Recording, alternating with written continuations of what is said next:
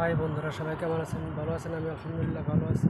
এই মুহূর্তে কষ্ট করার জীবন আপনাদের সাথে আছে। চাইছিলাম দেশে দেখতে বিদেশ, আমি বিদেশ তো আইলাম। বড় স্বপ্ন ছিল অনেক টাকা পয়সা কাম করে, বুঝছেন? বস্তার বস্তা টাকা কাম করে খালি দেশে বাড়ায়।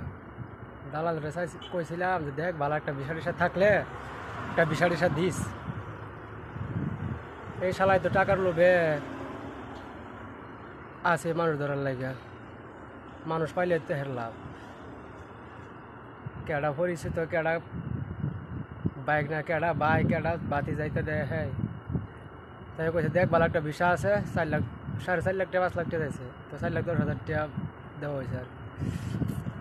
তো হ্যাঁ কইছে একটা কাজ দিছি, সারা জীবন আমার গুনগান গাইতে ভালো একটা কাজ দিছি তোমার। তো এখন ভালো একটা কাম তো দিছে না, আমিও চিন্তা ভাবনা করতেছি কি গুণগান গামু। হ্যাঁ, মাঝে মাঝে মনটাই চায় এখন হ্যাঁ গান শোনাইতাম, কি গান যে শোনামু আমি নিজেও বুঝতে পারতেছি না।